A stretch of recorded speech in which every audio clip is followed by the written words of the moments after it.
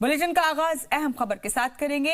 अयोध्या तनाजे को बातचीत से सुलझाने के लिए तश्कील सालिसी पैनल की रिपोर्ट देखने के बाद सुप्रीम कोर्ट ने कहा कि पैनल किसी नतीजे पर नहीं पहुंच पाया। अब इस मामले की 6 अगस्त से रोजाना समाअत की जाएगी। चीफ जस्टिस रंजन गोगोई की सदारत वाली बेंच ने यह भी कहा कि अब इस मामले की समाअत तब तक चलेगी जब तक कोई नतीजा नहीं निकल जाता। पैनल ने जुमेरात को बंद लिफाफे में अपनी आखिरी रिपोर्ट सौंपी थी। सुप्रीम कोर्ट ने 8 मार्च को इस मामले को बातचीत से सुलझाने के लिए सालिसी पैनल बनाया था। इसमें साबिक जस्टिस एफएम कलीफुल्ला, गुरु श्री श्री रविशंकर, सीनियर वकील श्री राम पंचू शामिल थे। सुप्रीम कोर्ट ने कहा जिसको भी अनुवाद अपना फाइल करना है वो फाइल कर सकता है, पर हम कोर्ट का हियरिंग में स्टार्ट करेंगे 6 अगस्त। जो लोग जल्दी इंसाफ की उम्मीद कर रहे थे उनके लिए आप एक बड़ी जीत मान रही है। देखिए, सुप्रीम कोर्ट ने राजीव धवन के जो भी ऑब्जेक्शन थे या जो भी आर्ग्यूमेंट्स थे, सुप्रीम कोर्ट ने कहा उसको भी नहीं मानते हैं, वो आप हियरिंग के टाइम पे देखेंगे। कोर्ट ने इस मामले की हियरिंग 6 अगस्त से स्टार्ट करने को कहा है, डे टू डे बेसिस पे। और हिंदू अब ये देखिए, इलाहाबाद हाईकोर्ट ने 90 दिन लगाए थे इस मैटर की हियरिंग के लिए। कितनी देर में खत्म होगी? देखिए, हिंदू पार्टीज का जहां तक सवाल है, मुझे लगता है हिंदू पक्षकार इस मामले में मिनिमम 40 दिन लेंगे अपनी बहस रखने के लिए। सुप्रीम कोर्ट ने कहा जिसको भी अनुवाद अपना फाइल करना है वो फाइल कर सकता है, पर हम कोर्ट का हियरिंग में स्टार्ट करेंगे 6 अगस्त। जो लोग जल्दी इंसाफ की उम्मीद कर रहे थे उनके लिए आप एक बड़ी जीत मान रही है। देखिए, सुप्रीम कोर्ट ने राजीव धवन के जो भी ऑब्जेक्शन थे या जो भी आर्ग्यूमेंट्स थे, सुप्रीम कोर्ट ने कहा उसको भी नहीं मानते हैं, वो आप हियरिंग के टाइम पे देखेंगे। कोर्ट ने इस मामले की हियरिंग 6 अगस्त से स्टार्ट करने को कहा है, डे टू डे बेसिस पे। सुप्रीम कोर्ट ने यह कहा है कि मीडिएशन पैनल सक्सीड नहीं कर पाया इस मामले को मीडिएशन से सुलझाने में, इसलिए हम इस मामले की डे टू डे हियरिंग करेंगे 6 अगस्त। जो मध्यस्थता का प्रोसेस था, मीडिएशन था, उससे हम लोग को उम्मीद थी कि इस तरीके से मसला हल हो जाएगा और मुल्क को एक बड़ी राहत हासिल होगी, लेकिन अफसोस की बात है कि ऐसा नहीं हो सका। और आज जो कुछ भी सुप्रीम कोर्ट ने इस सिलसिले में कहा उसको हम लोग वेलकम करते हैं कि 6 अगस्त से डे टू डे हियरिंग होगी, हफ्ते में 3 दिन हियरिंग होगी। इससे लग रहा है कि इंशाअल्लाह जल्द ही इस मसले का कोई पायदार और मुस्तकिल हल और फैसला हो जाएगा। बुलेटिन में आगे, कर्नाटक के सीएम बीएस येदियुरप्पा ने आज सभी अजला के अफसरान के साथ मीटिंग कर हालात का जायजा लिया। इस मौके पर उन्होंने रियासत की कानून इंतजामिया की तफसीली जानकारी ली। उन्होंने अफसरान को तरक्याती कामों को नए सिरे से शुरू करने का हुक्म दिया है। वाज़ेह है कि ऐवान में अक्सरियत खोने के बाद येदियुरप्पा रियासत के नए सीएम की बागडोर संभाल चुके हैं। हालांकि उन्होंने हलफ लेने के बाद ही कुमारस्वामी हुकूमत के सभी फैसलों पर रोक लगा दी थी, लेकिन कैबिनेट तौसीस से पहले ही टीपू सुल्तान की यौम पैदाइश पर रोक लगाकर उन्होंने अपने काम का आगाज ही तनाज़े से कर दिया, जिसे लेकर रियासत में जगह जगह मुजाहिरे हुए हैं। हालांकि बीजेपी से बगावत के वक्त येदियुरप्पा भी टीपू सुल्तान की हिमायत करते नजर आए थे। जयपाल शर्मा हमारे नुमाइंदे हमारे साथ इस खबर पर बने हुए हैं।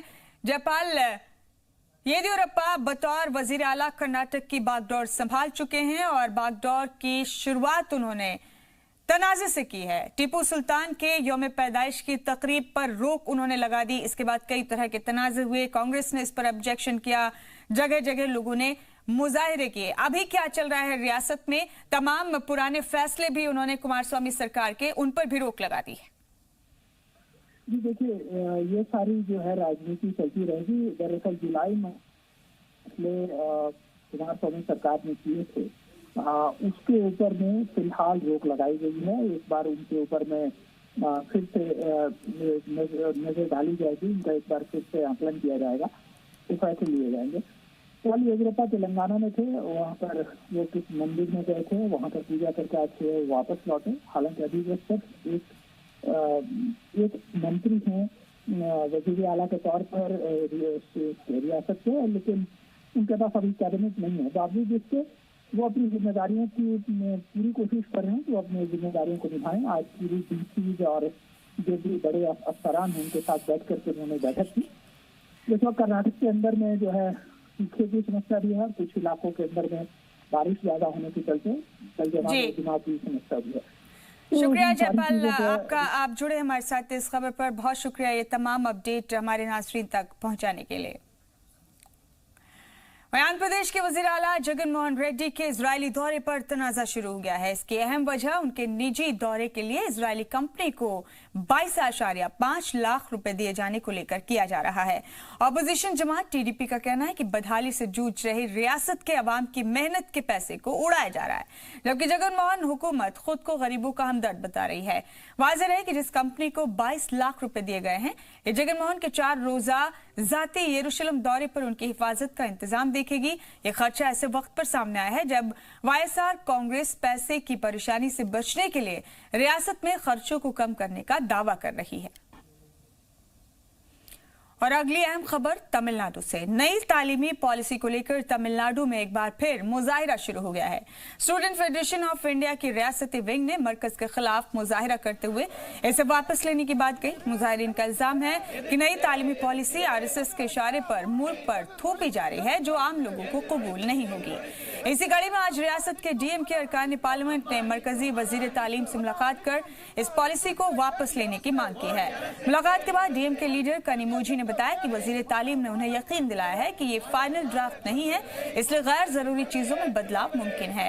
वाज़ेह है कि मोदी हुकूमत ने तालीम की बेहतरी बताते हुए नई तालीमी पॉलिसी लाने की बात की, जिसकी कुछ बातों को लेकर ऑपोजिशन जमातें लगातार एतराज जता रही।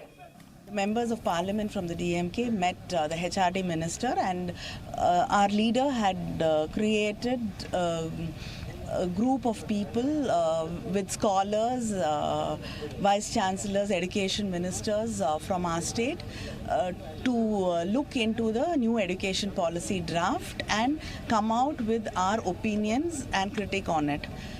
Today we've brought out a memorandum to be submitted to the HRD minister, and we've also requested that this new education policy draft should be completely withdrawn, because it goes against the ethos for which the Tamil Nadu people have fought for so many years.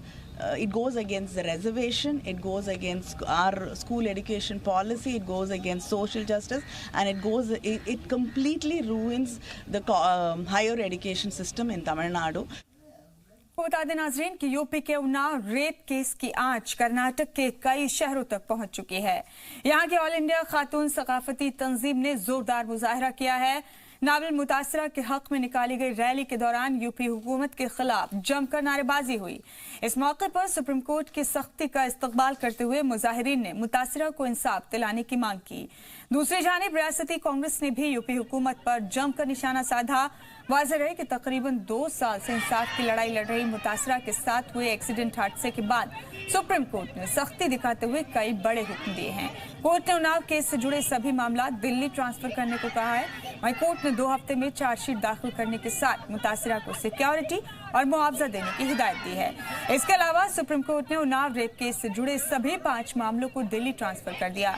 इन मामलों की समाअत पूरी करने के लिए supreme court ने 45 दिन की deadline तय की है। सुप्रीम कोर्ट ने सड़क हादसे की जांच के लिए सीबीआई को 7 दिन का वक्त दिया है। इसके अलावा मुतासिरा के अहले खाना और वकील को सीआरपीएफ की सिक्योरिटी देने को भी कहा गया है। सुप्रीम कोर्ट ने यह भी कहा है कि मुतासिरा के घर वाले अगर चाहेंगे तो इलाज के लिए उसे दिल्ली के एम्स में ट्रांसफर किया जाएगा। वहीं सुप्रीम कोर्ट ने तमिलनाडु के एक मामले पर मुलजिम को कसूरवार पाते हुए फांसी की सजा सुनाई है। कोयम्बटूर में 2 बच्चों के साथ हुए गैर इंसानी सुलूक और उनकी मौत पर 9 साल बाद आए फैसले से मकामी लोगों ने राहत की सांस ली है। उनका कहना है कि वक्त तो लगा, लेकिन आज मुतासिर कुनबे को इंसाफ मिल गया। हालांकि ऐसे मामले पर अदालत अगर जल्दी इंसाफ करे तो मुलजिमों में खौफ पैदा होगा और ऐसे काम को रोका जा सकता है।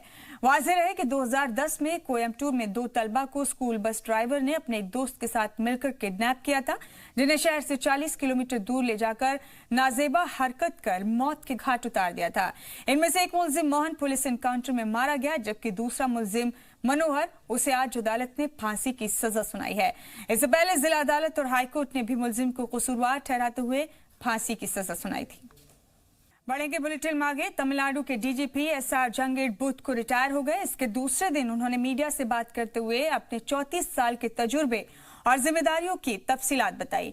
यहाँ उन्होंने अपने साथी पुलिस एहलकारों के साथ को याद किया, वहीं रियासती अवाम का भी शुक्रिया अदा करना नहीं भूले। इस दौरान साबिक डीजीपी और 1995 बैच के आईपीएस ऑफिसर ने रियासती पुलिस को मुल्क की बेहतरीन पुलिस भी बताया। आपको बता दें कि तेलंगाना पुलिस ने मुस्कान मुहिम के तहत इस साल अब तक 874 ऐसे बच्चों को बचाया है जो चाइल्ड लेबर के तौर पर काम कर रहे थे। इन बच्चों से अलग अलग जगहों पर बाल मजदूरी करवाई जा रही थी। रेस्क्यू किए गए बच्चों में से कई अपने अपने घरों से लापता थे। इन लापता बच्चों को उनके वालिदैन को सौंप दिया गया है। बाकी बच्चों को चिल्ड्रंस होम भेज दिया गया है, जहां उनकी पढ़ाई का पूरा खर्च सरकार और एनजीओ उठा रही हैं। बच्चों से मजदूरी करवाने पर कई लोगों पर 18,70,000 का जुर्माना भी लगाया गया। इस मौके पर पुलिस कमिश्नर ने इस मुहिम में अब तक तकरीबन 5,000 बच्चों को बचाने का दावा किया है। जैसा कि आप लोग जानते हैं, हम लोग ऑपरेशन मुस्कान और ऑपरेशन स्माइल एक स्पेशल ड्राइव हर साल 2 बार करते हैं। हैदराबाद शहर में ही नहीं, हमारे पूरे तेलंगाना स्टेट में हमारे गवर्नमेंट का एक कमिटमेंट है, खास करके उनके लिए जो कमजोर हैं, जो गरीब हैं, जिनके ऊपर किसी का प्रोटेक्शन शायद उतना अच्छा नहीं है। और इस कैटेगरी में सबसे पहले हमारे छोटे छोटे बच्चे आते हैं।